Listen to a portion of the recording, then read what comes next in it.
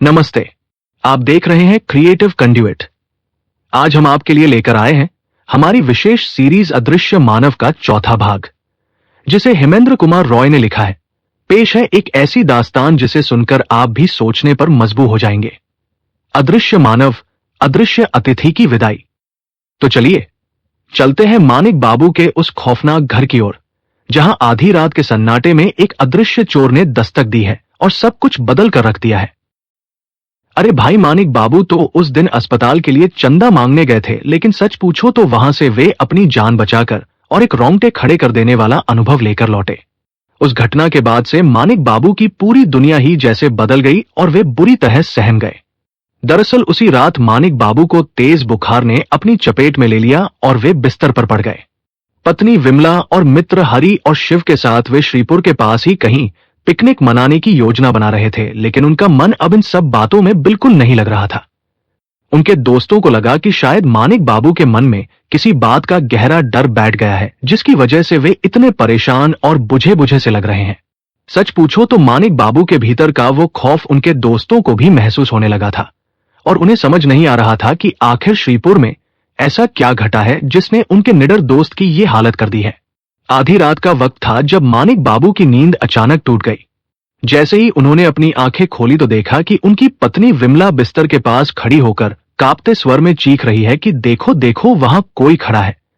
मानिक बाबू हड़बड़ाकर उठ बैठे और घबराते हुए पूछा कि क्या हुआ विमला, और तुम इस तरह क्यों चिल्ला रही हो? विमला ने बदहवास होकर अंधेरे की तरफ इशारा करते हुए कहा कि देखो, वहां सीढ़ियों के पास कोई साया खड़ा है।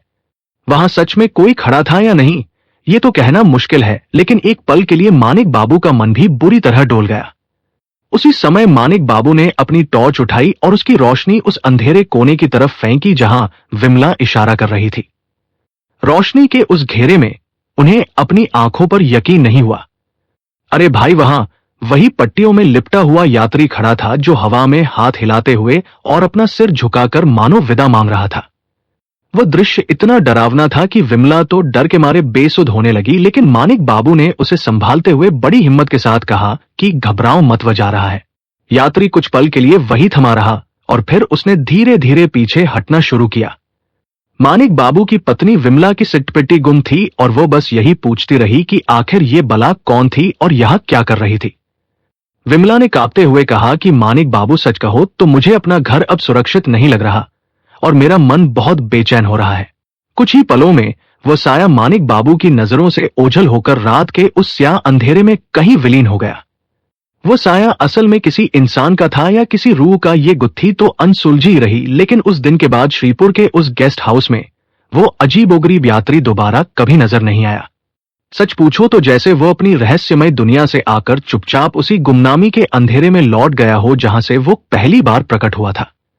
अरे भाई, मानिक बाबू को तो वैसे भी ये चोर चक्कर और चोरी की वारदातें कतई पसंद नहीं थी। ऊपर से जब अचानक उन्हें याद आया कि आज सुबह ही तो उन्होंने दराज के अंदर अपनी मेहनत की कमाई के पूरे 35,000 रुपए रखे थे, तब तो उनका पारा 7वें आसमान पर पहुंच गया। दरअसल वे 10-10 के 35 नोट नहीं थे, बल्कि आज के 2026 के जमाने के हिसाब से पूरे 35,000 रुपए की गड्डी थी, जिसे उन्होंने बड़े जतन से संभाल कर रखा था। अब उनसे बिल्कुल भी शांत नहीं रहा गया।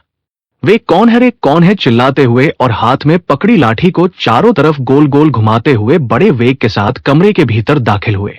उनकी पत्नी विमला भी उनके पीछे पीछे कमरे में दौड़ी चली आई और उन्हें रोकने की कोशिश करते हुए जोर से बोली कि अरे ओ जी, रुको रुको, जरा शांत हो जाओ। लेकिन सच पूछो तो मानिक बाबू पर उस वक्त जैसे कोई धुन सवार थी।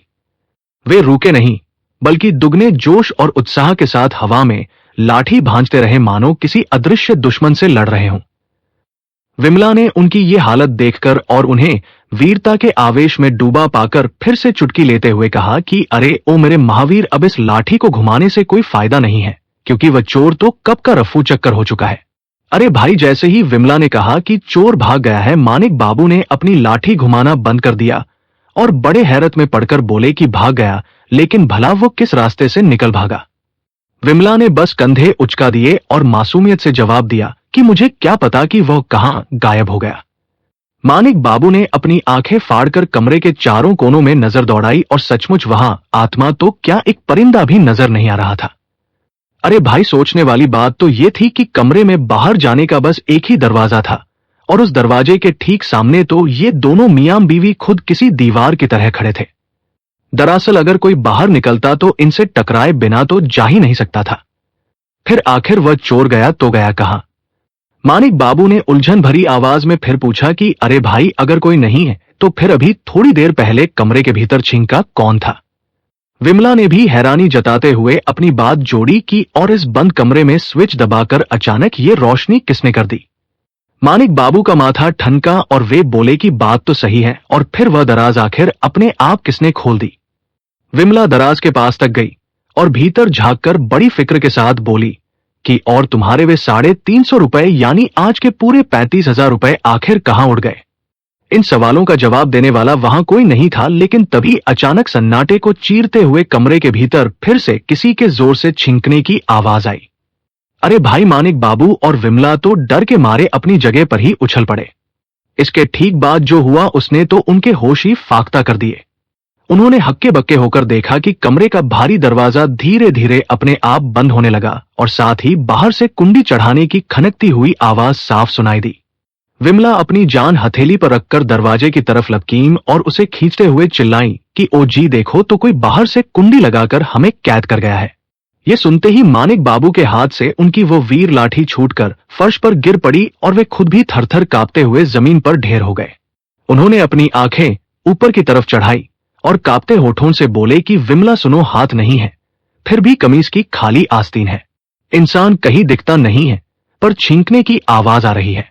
चोर का नामो निशान नहीं है, पर दराज से पैसे गायब हो चुके हैं। विमला, मुझे संभालो, सच पूछो तो आज मुझ पर किसी भूत का साया पड़ गया है। इतना कहते ही मानिक बाबू की आंखें पलट गईं और वे वही बेहोश हो गए।